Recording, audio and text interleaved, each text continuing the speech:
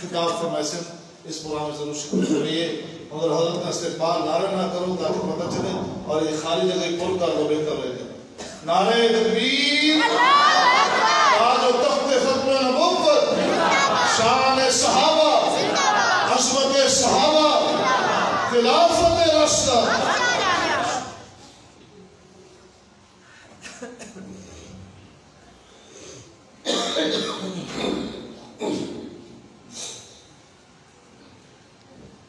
الحمد لله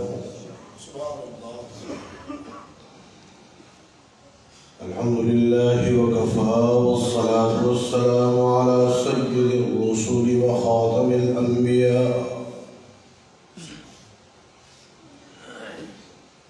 خصوصا على أصحابه المصطفى وعلى آله المجتبى صلاة تكون للنجاة وسيلة ولعلو الدرجات كفيلا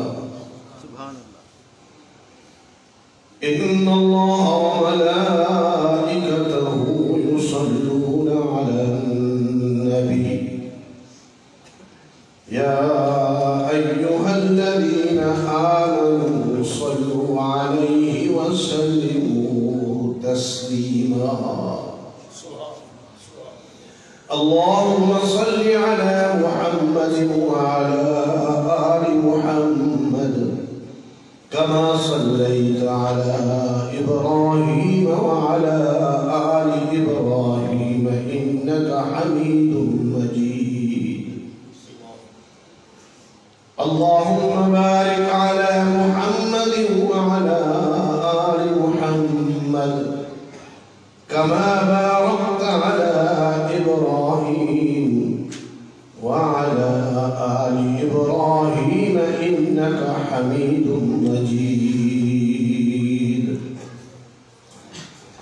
رب اشرح لي صدري ويسر لي أمري واحلل عقدة من لساني يفقه قولي أعوذ بالله من الشيطان الرجيم بسم الله الرحمن الرحيم لقد كان لكم في رسول الله أسوة حسنة قال النبي صلى الله عليه وسلم الأنبياء أحياء في قبورهم يصلون صدق الله العظيم وصدق رسوله النبي الكريم ونحن على ذلك لمن الشاهدين والشاكرين والحمد لله رب العالمين مجھ کو یا رب زمانے کی شہرت نہ دے اور نہ تجھ سے مجھے کوئی دھن چاہیے تیرے محبوب کی خاک پاسر پہ ہو بس مجھے ایسا دیوانہ پن چاہیے یہ بہارے جو دنیا کی تقدیر ہے آج ہے کل خزاں میں بدل جائیں گی جس کی خوشبو سے جنت کی خوشبو ملے مجھ کو وہ مصطفی چمن چاہیے سبز گنبد کے روشن جھروکوں سے میں اپنی حسرت کا اظہار کرتا رہوں دو ستارے جہاں چاند کے پاس ہیں مجھ کو وہ نور کی انجمن چاہیے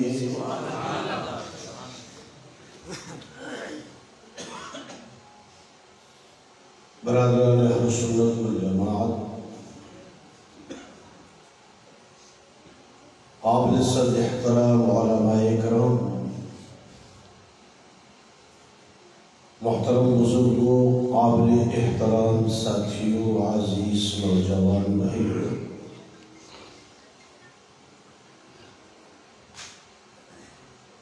ایک طویل عرصے کے بعد آپ حضرات کے ہاں دوبارہ حاضری کا اتفاق ہو رہا ہے۔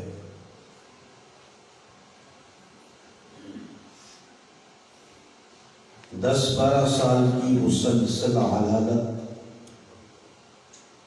کے بعد اللہ رب العزت نے دوبارہ اس قابل بنایا ہے کہ آپ حضرات کی زیارت کے لیے حاضر ہوں۔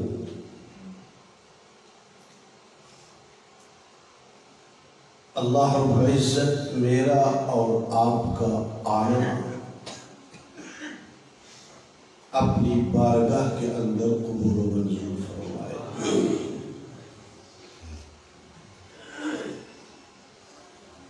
یہ پروگرام سیرت النبی صلی اللہ تعالی علیہ وسلم کے مقدس موضوع پر منعقد کیا گیا ہے۔ میں زیادہ وقت بیان نہیں کر سکوں گا، بہت تھوڑے سے وقت میں چند چیزیں آپ کی خدمت میں عرض کر کے اجازت چاہوں گا۔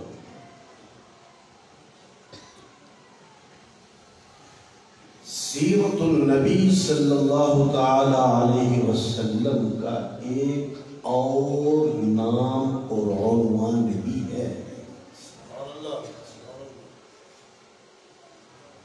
جسے اس حوالے سے عام طور پر ذکر نہیں کیا جاتا۔ سیرت النبی کا دوسرا نام ہے حیات النبی۔ عقیدہ حیات النبی۔ سیرت النبی صلی اللہ تعالی علیہ وسلم نبی کی حیات ہی سے تو متعلق ہے، البتہ حیات النبی کے دو پہلو ہیں۔ ایک پہلو کا تعلق ہمارے عقیدے کے ساتھ ہے اور ایک پہلو کا تعلق ہمارے عمل کے ساتھ ہے۔ دونوں پہلو حیات النبی ہیں، دونوں پہلو سیرت النبی ہیں۔ ایک پہلو کا تعلق ہمارے عقیدے کے ساتھ اور ایک پہلو کا تعلق ہمارے عمل کے ساتھ ہے۔ میں نے ایک آیت کریمہ کا ٹکڑا آپ کے سامنے تلاوت کیا ہے اور ایک حدیث مبارکہ آپ کے سامنے تلاوت کی ہے۔ ان دونوں کے اندر ان دونوں پہلوؤں کا ذکر ہے۔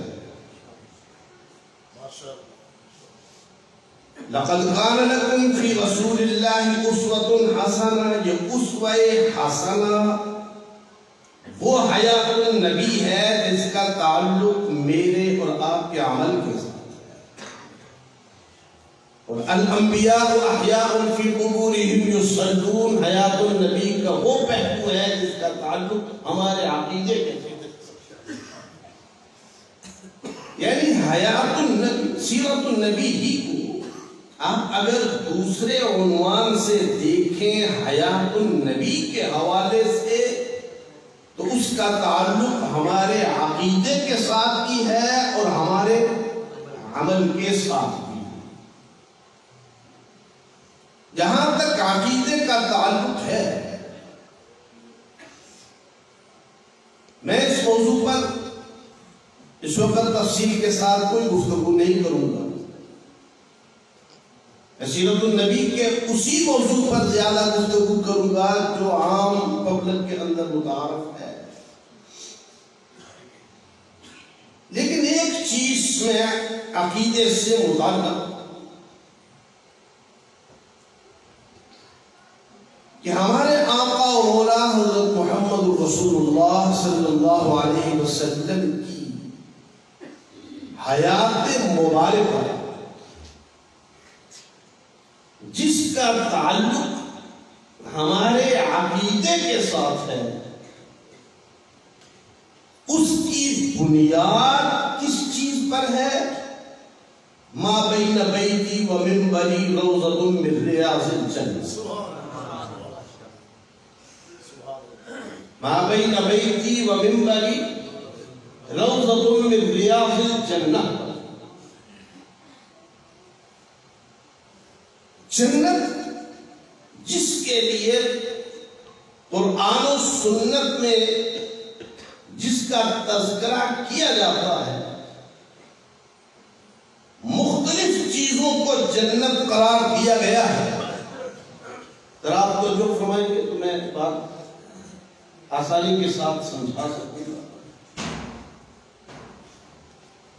کچھ چیزیں ایسی ہیں جن کو حکمی طور پر جنت قرار دیا گیا ہے۔ حرم، مسجد حرام، یہ حکمی طور پر جنت ہے کیونکہ یہ جنت میں جائے، حکمی طور پر جنت ہے۔ سوال یہ ہے کہ کیا وہ زمین کا ٹکڑا جس کو ما بین بیتی و منبری روضۃ من ریاض الجنہ کہا گیا، کیا وہ بھی حکمی طور پر جنت ہے یا حقیقی طور پر جنت ہے؟ یہ چیز اگر سمجھ آ جائے تو مسئلہ سمجھنا آسان ہو جائے۔ ہمارا سب کا اہل سنت والجماعت کا عقیدہ اور ایمان ہے کہ حضرت سیدنا امام ابو بکر صدیق رضی اللہ تعالی عنہ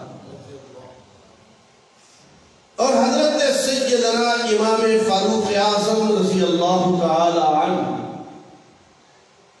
یہ حضور نبی کریم صلی اللہ تعالی علیہ وسلم کے ساتھ اسی جنت کے اندر آرام فرما ہے۔ ہمارا ایمان ہے، یہ ایک حقیقت بھی ہے۔ حضرت مولانا قاضی نور محمد صاحب رحمہ اللہ تعالی ہمارے معروف بزرگ گزرے،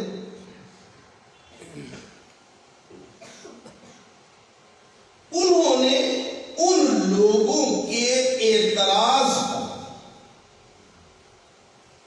جنہوں نے حضرت ابو بکر صدیق رضی اللہ تعالی عنہ اور حضرت عمر فاروق رضی اللہ تعالی عنہ کے جنتی ہونے سے انکار کیا، حضرت مولانا قاضی نور محمد صاحب رحمہ اللہ تعالی فرماتے ہیں کہ اس بات سے انکار نہ کوئی شیعہ کر سکتا ہے نہ سنی کر سکتا ہے کہ زمین کا وہ ٹکڑا حضور علیہ السلام کے فرمان کے مطابق جنت ہے۔ ما بین بیتی و منبری روضۃ من ریاض الجنہ۔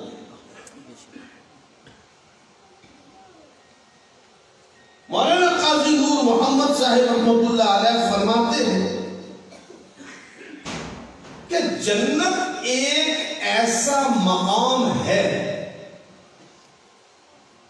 جس مقام پر نہ کوئی آپ اپنی طاقت کے ذریعے داخل ہو سکتا ہے، نہ کوئی کسی کو اپنی طاقت کے ذریعے داخل کر سکتا ہے سوائے اللہ کے۔ اور ظاہر بات ہے کہ جس جنت میں کوئی اپنی طاقت سے داخل نہیں ہو سکتا وہ جنت حکمی نہیں حقیقی ہے۔ جنت حکمی کعبۃ اللہ میں کئی غیر مسلم ہیں جو مسلمانوں کے روپ میں چلے جاتے ہیں، وہ حکمی طور پر جنت ہے۔ مسجد حرام حکمی طور پر جنت ہے، لیکن کئی غیر مسلم چھپ کر اپنی طاقت کے زور سے وہ وہاں داخل ہو جاتے قاضی نور محمد صاحب رحمت اللہ علیہ فرماتے ہیں کہ حقیقی جنت میں نہ کوئی آپ اپنی طاقت سے داخل ہو سکتا ہے، نہ کوئی اپنی طاقت سے کسی اور کو داخل کر سکتا ہے سوائے اللہ کے۔ وہ کیا بتانا چاہتے ہیں کہ ابو بکر اور عمر ان کو صحابہ نے اپنی طاقت سے اس جنت میں داخل نہیں کیا، بلکہ اللہ نے اپنی قدرت سے ان کو اس جنت میں داخل کیا ہے۔ اب اگر یہ بات سمجھ آ جائے کہ وہ جنت جس جنت میں ابو بکر گیا ہے وہ جنت حکمی نہیں حقیقی ہے، وہ جنت جس جنت میں عمر داخل ہوا ہے وہ حکمی نہیں حقیقی ہے، جہاں کوئی اپنے طاقت کے زور سے داخل نہیں ہو سکتا۔ سوال یہ پیدا ہوتا ہے کہ وہ جنت جس کی وجہ سے جنت بنی، جس کی وجہ سے وہ جنت بنی، کیا وہ جنت اس کے لیے حکمی جنت میں کے درجے میں ہوگی یا حقیقی جنت کے درجے میں؟ حقیقی جنت کے بارے میں دو چیزیں ذہن میں رکھیں۔ پہلی بات یہ کہ حقیقی جنت میں کوئی طاقت سے داخل نہیں ہو سکتا، اور دوسرا یہ کہ حقیقی جنت میں جو داخل ہو جاتا ہے وہ مردہ نہیں رہتا، ورنہ جنت میں جانے کا فائدہ کیا؟ اور مجھے بے جان کو میری جان نکال کے مجھے کوئی دودھ کی نہروں پہ کھڑا کر دے، مجھے کیا فائدہ؟ میرے بے جان جسم کو شہد کی نہروں پہ لا کے کھڑا کر دے، مجھے کیا فائدہ؟ میرے بے جان جسم کو ہیرے جوہرات کے محلات مل جائیں، کیا فائدہ؟ بھئی دودھ اور شہد کی نہریں تو تبھی کام آئے گی نا کہ جسم میں جان ہو۔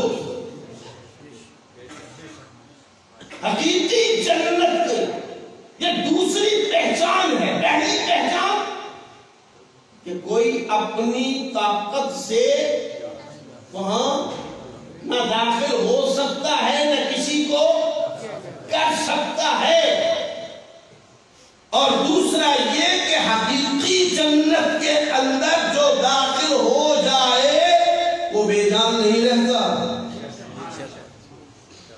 وہ بے جان نہیں ہوتا۔ میں عرض کر رہا تھا کہ سیرت النبی کا دوسرا نام ہے حیات النبی۔ حیات النبی کا ایک پہلو جس کا تعلق ہمارے عقیدے کے ساتھ ہے، اور حیات النبی کا دوسرا پہلو اس کا تعلق ہمارے عمل کے ساتھ ہے۔ ہمارے ہاں بدقسمتی سے ایک طبقہ اس حیات النبی کو نہیں مانتا اور دوسرا طبقہ اس حیات النبی کو نہیں مانتا۔ ایک طبقہ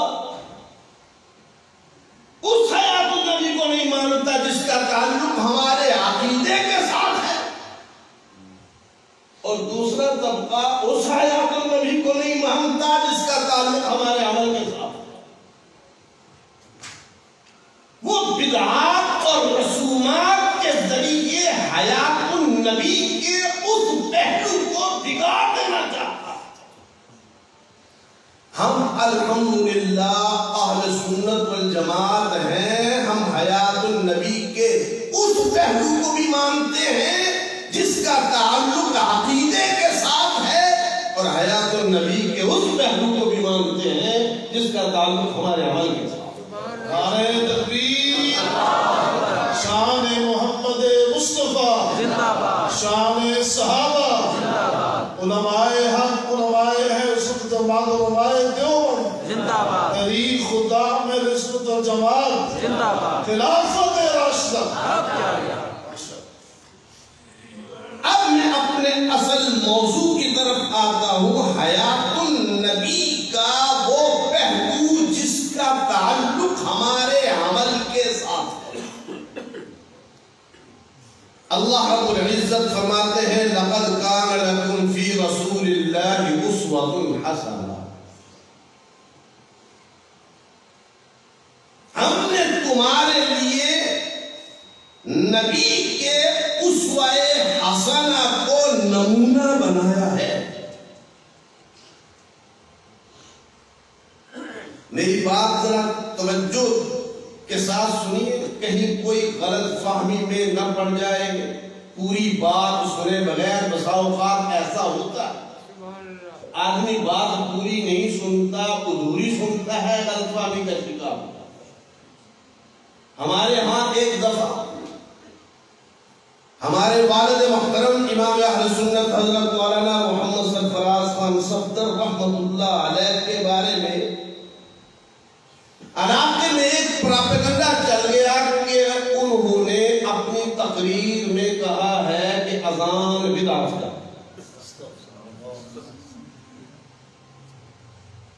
اب لوگ پریشان کہ ہم دن میں 5 مرتبہ حضرت کی مسجد کے اندر اذان کی آواز سنتے، کیسے ہو سکتا ہے؟ اب ابا جی کے پاس لوگ آتے آ کر پوچھتے، حضرت شیخ نے فرمایا کہ اس نے میری بات پوری نہیں سنی، میں نے اپنی تقریر میں کہا تھا کہ عید کی نماز کے لیے اذان بدعت ہے۔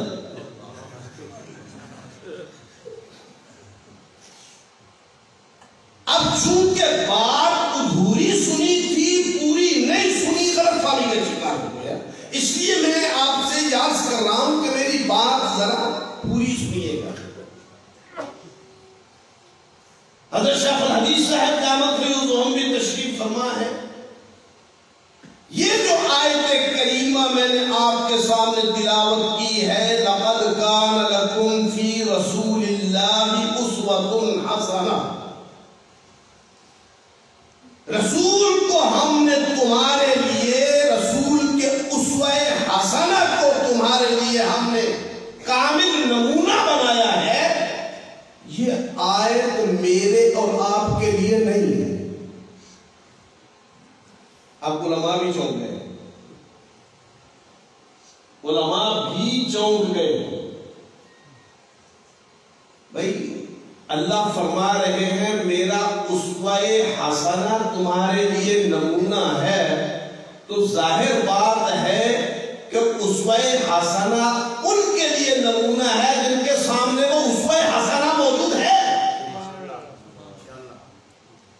اور وہ کون ہے؟ صحابہ۔ ذرا اونچی آواز سے، صحابہ۔ وہ کون ہے؟ صحابہ۔ تو گویا یہ حکم ہے صحابہ کے لیے، لَقَدْ كَانَ لَكُمْ فِي رَسُولِ اللَّهِ أُسْوَةٌ حَسَنَةٌ، میرے پیغمبر کے صحابہ رسول کا اسوہ حسنہ تمہارے لیے نمونہ ہے۔ تو یا اللہ بعد والوں کے لیے کیا ہے؟ تو اللہ رب العزت نے وضاحت فرما دی، وَالسَّابِقُونَ الْأَوَّلُونَ مِنَ الْمُهَاجِرِينَ وَالْأَنصَارِ وَالَّذِينَ اتَّبَعُوهُمْ بِإِحْسَانٍ۔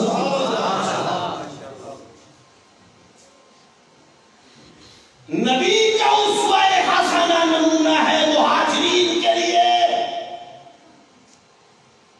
نبی کا اسوہ حسنہ نمونہ ہے انصار کے لیے، باقی ساری امت کے لیے نمونہ ہے انصار اور مہاجرین۔ والذین اتبعوا نبی کے اسوہ حسنہ کو حاصل کرنا ہے تو پہلے مہاجرین کا لڑ پکڑیے، پہلے انصار کے دامن سے وابستگی حاصل کیجئے۔ جب تک انصار اور مہاجرین کے دامن کے ساتھ تم وابستہ نہیں ہوتے، نبی کا اسوہ حسنہ اصل تو ان کے پاس ہے۔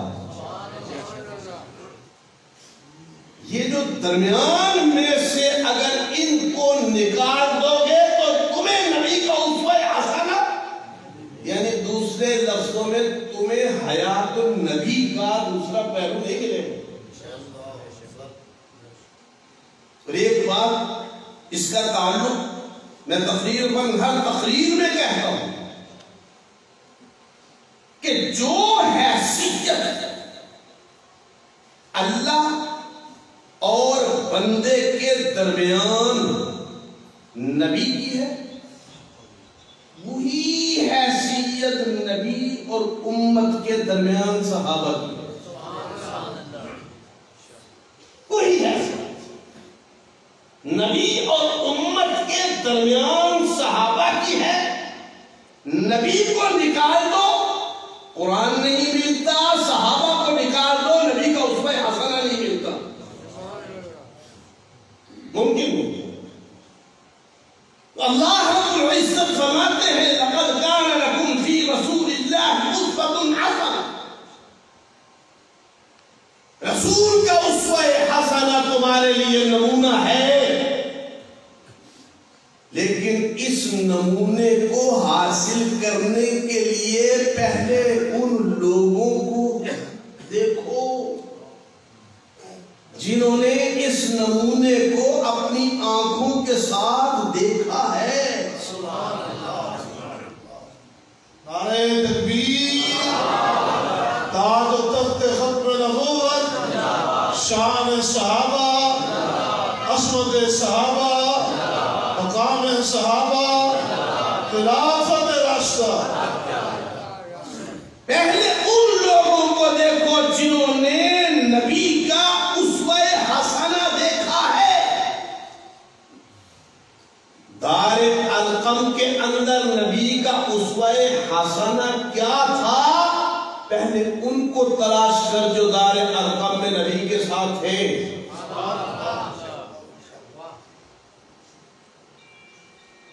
شاہ ابی طالب میں نبی کا اسوہ حسنہ کیا تھا، پہلے ان کو تلاش کر جو شاہ ابی طالب میں نبی کے ساتھ تھے۔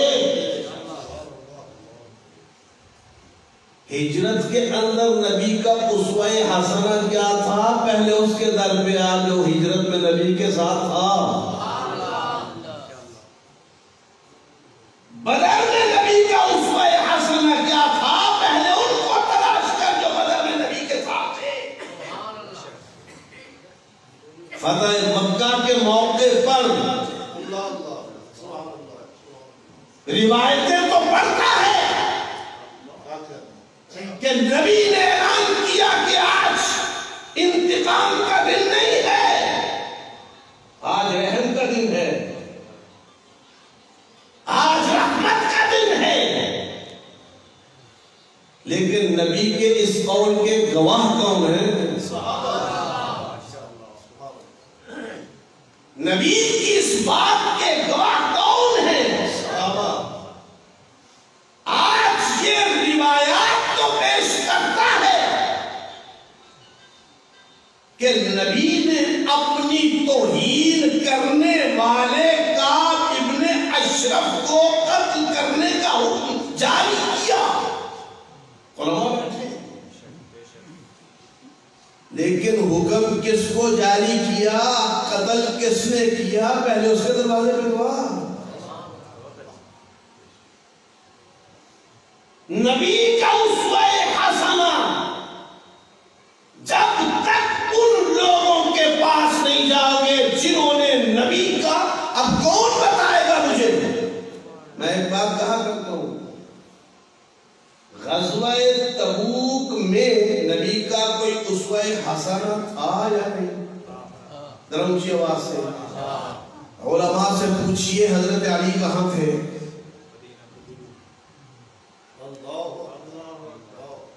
حضرات حسنین کہاں تھے؟ تو پھر غزوہ تبوک کا نبی کا اسوہ حسنہ مجھے کون بتائے گا؟ وہی بتائے گا نا جو غزوہ تبوک میں نبی کے ساتھ شریک تھا، نبی کے ساتھ شامل تھا، نبی کے ساتھ شریک تھا۔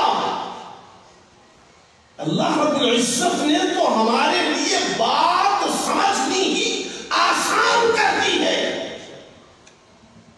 بلکہ اللہ نے نہیں، خود قرآن نے ہمارے لیے یہ بات سمجھنی آسان کر دی ہے کہ اگر تم نبی کی حیات کے اس پہلو کو پوری طرح دیکھنا چاہتے تو پھر ان لوگوں کو تلاش کرو جن کے سامنے نبی کا وہ پورا اسوہ حسنہ اور نبی کی حیات ہے۔ ایک شخص حضرت عبداللہ ابن عباس رضی اللہ تعالی عنہ کے پاس آیا کہ یا حضرت میں نے سنا ہے، پڑھا ہے کہ حضور نبی کریم صلی اللہ تعالی علیہ وسلم رات کو تہجد پڑھا کرتے تھے۔ آپ نے بھی سنا ہوگا، پڑھتے تھے، بلکہ ہمارے علماء کے فقہاء کے نزدیک تو تہجد ہمارے لیے سنت ہے، نبی کے لیے فرض ہے۔ ہم پر 5 نمازیں فرض ہیں، نبی پر 6 نمازیں فرض ہیں۔ میرا بھی جی چاہتا ہے کہ میں بھی تہجد پڑھوں، لیکن مجھے نبی کی نماز تہجد کا طریقہ معلوم نہیں، مجھے طریقہ سکھا دیجیے۔ وہ سوال کرنے والا سوال کر رہا ہے عبداللہ ابن عباس رضی اللہ تعالی عنہ سے کہ میں نماز تہجد پڑھنا چاہتا ہوں نبی کے طریقے پر طریقہ معلوم نہیں، آپ طریقہ بتا دیجیے۔ عبداللہ ابن عباس رضی اللہ تعالی عنہ نے فرمایا کیا میں تجھے ایک ایسی ہستی کی خبر نہ دوں جس سے زیادہ نبی کی تہجد کی نماز جاننے والا اس دھرتی پر کوئی نہیں۔ اس نے کہا حضرت ضرور مجھے بتائیے، میں جا کے یہ نماز تہجد اس سے سیکھوں۔ فرمایا پھر نماز تہجد سیکھنی ہے تو جا عائشہ صدیقہ کے پاس، سیدہ طیبہ طاہرہ امی عائشہ صدیقہ۔ یہ نہیں فرمایا کہ جا کے یہ طریقہ سیدہ فاطمہ الزہرا سے پوچھ۔ کیوں؟ اس لیے کہ نبی تہجد پڑھتے ہی عائشہ کے حجرے میں تھے رضی اللہ تعالیٰ عنہ، وہ عائشہ ہی تھی جو خود فرماتی ہے کہ رات کی نماز تہجد کی کبھی حضور علیہ السلام کا سجدہ اتنا طویل ہو جاتا، اتنا طویل ہو جاتا، اتنا لمبا ہو جاتا کہ میرے دل میں وہم اٹھنے لگتے کہ کہیں سجدے کی حالت میں نبی کی جان تو نہیں نکل گئی۔ حضور علیہ السلام کی جان تو قفص انثى سے پرواز نہیں کر گئی۔ تو حضرت عبداللہ ابن عباس رضی اللہ تعالی عنہ نے ہمیں ایک اصول سمجھا دیا، تہجد کا اسوہ حسنہ سیکھنا ہے تو اس کے پاس جا جس کے پاس نبی کی تہجد کا اسوہ حسنہ موجود ہے، اور وہ کون ہے؟ عائشہ صدیقہ رضی اللہ تعالی عنہ۔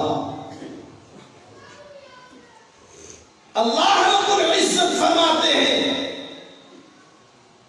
لَقَدْ كَانَ لَكُمْ فِي رَسُولِ اللَّهِ أُسْوَةٌ حَسَنَةٌ، ہم نے رسول کو تمہارے لیے کامل نمونہ بنایا اے صحابہ اور اے آنے والوں،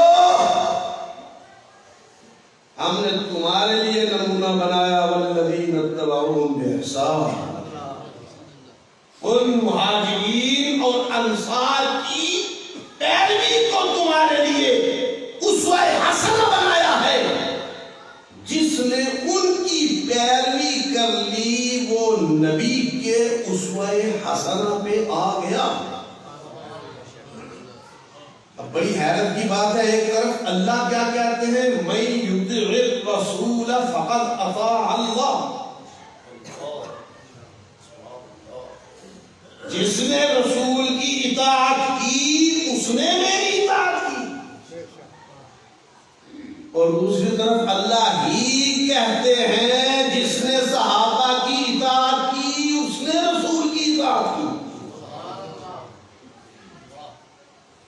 ذرا ان کو جوڑیے جملوں کو، خود قرآن کہتا ہے جس نے صحابہ کی پیروی کی اس نے نبی کی پیروی کی، اور جس نے نبی کی پیروی کی اس نے اللہ کی اطاعت و فرمانبرداری کی۔ ہماری بدقسمتی یہ ہے کہ ہم ٹکڑے لیتے ہیں حدیث کے، قرآن کے، ان ٹکڑوں کو جوڑتے نہیں ہیں۔ کیوں ان ٹکڑوں کو جوڑ کے جو مفہوم بنتا ہے ہم وہ بنانے کے لیے تیار ہیں۔ اب آپ حضرات نے پچھلے دنوں سنا ہوگا پنجاب اسمبلی میں ایک بل پیش ہوا، تحفظ بنیاد اسلام بل۔ کیا تھا اس میں کہ صحابہ کرام رضوان اللہ علیہم اجمعین، خواہ وہ خلفائے راشدین ہوں، ازواج مطہرات ہوں، اہل بیت رسول ہوں، باقی صحابہ کرام ہوں، جب ان میں سے کسی کا نام لکھا جائے گا تو ساتھ لکھا جائے گا رضی اللہ تعالی عنہ۔ اب ایک ڈاکٹر صاحب جمعے کی نماز کے بعد میرے پاس آ گئے، کہنے لگے کہ حضرت کیا یہ فرقہ واریت نہیں؟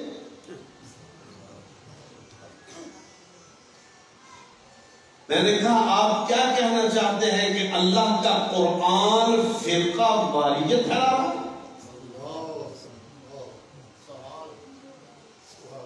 کہنے لگے کیا مطلب؟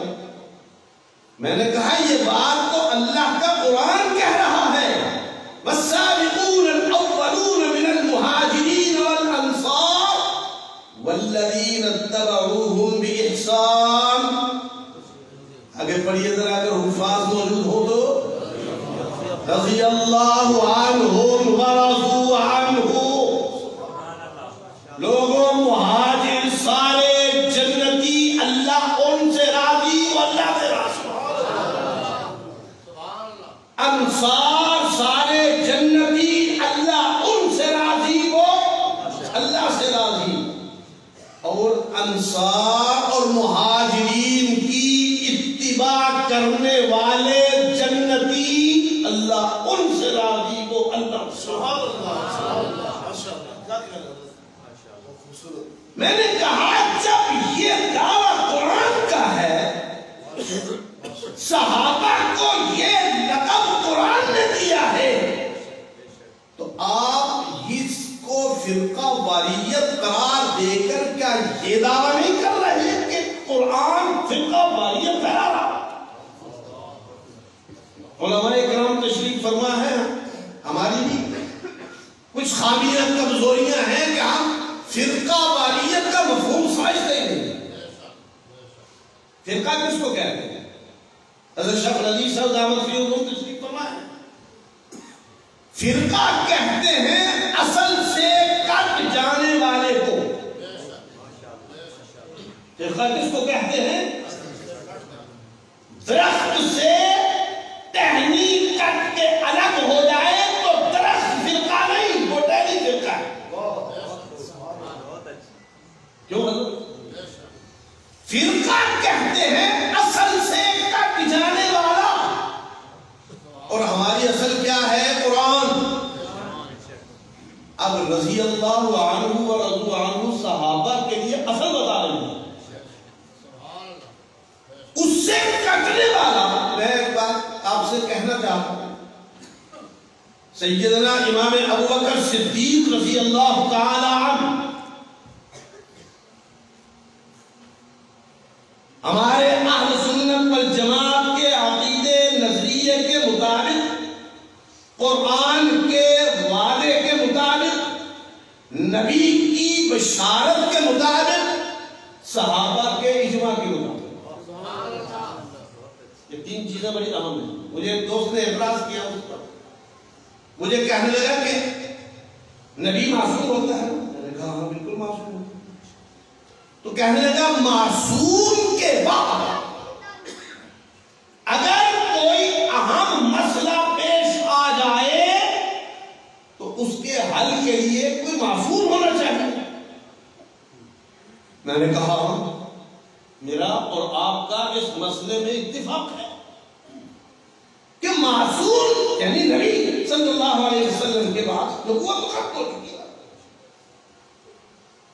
اب کوئی اہم مسئلہ پیش آ جائے تو اس مسئلے کو حل کرنے کے لیے معصوم ہی کام دے سکتا ہے، معصوم ہی مسئلہ حل کر سکتا ہے۔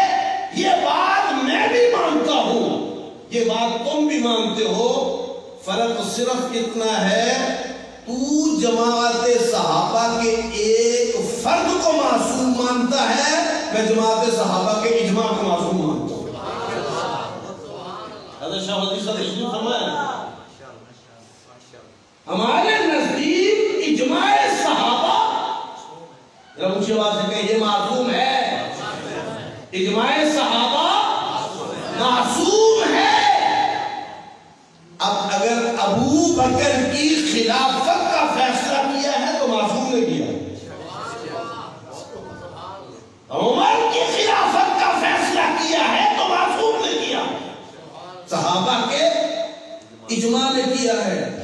بلکہ آج بھی نہج البلاغہ کے اندر سیدنا امام علی مرتضی رضی اللہ تعالی عنہ کے خطبات پڑھ کر دیکھ لیجئے، وہ اپنے خطبے میں فرماتے ہیں اپنے مخالفین سے کہ میری خلافت سے انکار کیوں؟ مجھے خلیفہ بنانے والے تو وہی لوگ ہیں جنہوں نے ابو بکر کو خلیفہ بنایا تھا، مجھے خلیفہ بنانے والے وہی لوگ ہیں جنہوں نے عمر کو خلیفہ بنایا تھا۔ گویا ابو بکر کی خلافت یہ فیصلہ کس کا ہے؟ معصوم کا۔ جماعت صحابہ اجماع صحابہ، اجماع صحابہ ہمارے نزدیک معصوم ہے۔ تم ایک فرد کو معصوم مانتے ہو، ہم ایک جماعت کے اجماع کو معصوم مانتے ہیں۔ اور حیرت کی بات ہے وہ معصوم اگر مرتدوں کے خلاف جہاد کو لازم قرار دے وہ اجماع صحابہ معصوم، وہ اگر مرتدین کے خلاف جہاد کو لازم قرار دے تو تم مانتے ہو وہی معصوم اجماع صحابہ۔ اگر منکرین ختم نبوت کے خلاف جہاد کو لازم قرار دے تو تم تسلیم کرتے ہو وہی معصوم اجماع صحابہ۔ منکرین زکوٰۃ کے خلاف جہاد کا فیصلہ کرے، جہاد کرے تو تم مانتے ہو، اور وہی معصوم ابو بکر کی خلافت کا اعلان کرے تو تم نہیں مانتے۔ حالانکہ علماء بیٹھے ہیں، یہ سارے فیصلے ایک ہی معصوم کے، یہ سارے فیصلے ایک ہی معصوم کے ہیں، ابو بکر کی خلافت کا فیصلہ بھی اسی معصوم اجماع امت کا ہے. عمر فاروق کی خلافت کا بھی فیصلہ اسی معصوم اجماع صحابہ کا ہے. اب ایک کو مان لینا، ایک کا انکار کر دینا، معلوم ہوتا ہے معصوم کے مفہوم سے تم بھی واقف نہیں ہو. معصوم کے مفہوم سے تم بھی ناشنا ہو. میں یہ عرض کر رہا تھا، میں نے کہا جناب ڈاکٹر صاحب آپ یہ کہتے ہیں صحابہ کرام کے ساتھ رضی اللہ تعالی عنہ کہنا فرقہ واریت ہے، یہ فتویٰ آپ مجھ پر یا علماء پر نہیں ڈائریکٹ قرآن پر دے رہے ہیں. قرآن کہتا ہے رضی اللہ عنہ ورضوا عنہ، اللہ ان سے راضی، وہ اللہ سے راضی. اب اس بل کی ایک شق یہ تھی کہ جب ازواج مطہرات میں سے کسی زوجہ کا نام آئے گا تو آپ اس کے ساتھ لکھیں گے ام المؤمنین. سبحان اللہ. کیا لکھیں گے؟ ڈاکٹر صاحب مجھے کہنے لگے کہ مولانا کیا یہ بھی فرقہ واریت نہیں ہے؟ میں نے کہا ڈاکٹر صاحب یہ بھی قرآن کا فیصلہ ہے. النبی اولا بالمؤمنین من انفسہم وازواجہ، کن کی مائیں ہیں؟ افسوس اس بات پر ہوتا ہے جو کہتا ہے میں مومن ہوں وہ کہتا ہے عائشہ میری ماں نہیں، اور جو کہتا ہے عائشہ میری ماں ہے اسے کہتے ہیں تو مومن نہیں. توجہ ہے؟ جو کہتا ہے میں مومن ہوں وہ کہتا ہے عائشہ میری ماں نہیں، حفصہ میری ماں نہیں، ام حبیبہ میری ماں نہیں. اور جو کہتا ہے عائشہ صدیقہ میری ماں ہے، اور الحمدللہ ہم فخر کے ساتھ کہتے ہیں عائشہ ہماری ماں ہے. عزت امی عائشہ، عزت امی عائشہ، حفصہ ہماری ماں ہے، ام حبیبہ ہماری ماں، اور الحمدللہ ہم مومن بھی ہیں. کیوں؟ اس لیے کہ میں جب کہتا ہوں عائشہ میری ماں ہے تو اللہ کا قرآن کہتا ہے تو مومن ہے. یہ فیصلہ تو اللہ کے قرآن کا ہے. اللہ کا قرآن کہتا ہے مومن وہی ہے جو عائشہ کو ماں مانتا ہے، جو حفصہ کو ماں مانتا ہے، جو ام حبیبہ کو ماں مانتا ہے. جو ان کو ماں نہیں مانتا وہ سب کچھ ہے پر مومن، وہ سب کچھ ہے پر مومن نہیں ہے. میں نے کہا یہ بھی قرآن کا فیصلہ ہے. ازواج مطہرات کو ام المؤمنین کہنا یہ قرآن کا فیصلہ ہے، اور قرآن فرقہ واریت نہیں پھیلاتا. اللہ رب العزت فرماتے ہیں لقد کان لکم فی رسول اللہ اسوۃ حسنہ، رسول کا اسوہ حسنہ. اب یہ قرآن سارے کا سارا رسول کا اسوہ حسنہ ہے، سنت ساری کی ساری رسول کا اسوہ حسنہ ہے.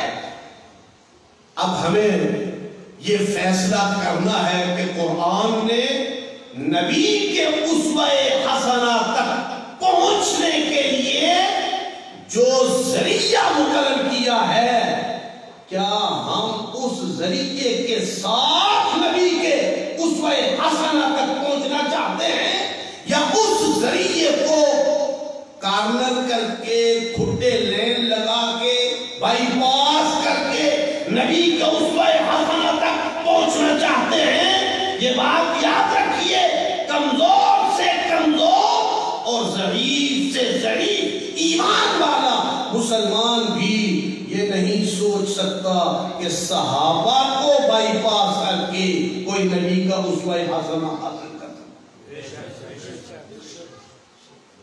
اس لیے ہمارے لیے حیات النبی کا یہ پہلو جس کا تعلق ہمارے فکر عقیدے عمل کے ساتھ ہے، اس پہلو کی طرف بھی ہمیں توجہ دینی ہے. اللہ رب العزت ہمیں سمجھنے اور عمل کرنے کی توفیق عطا فرمائے. وآخر دعوانا الحمدللہ.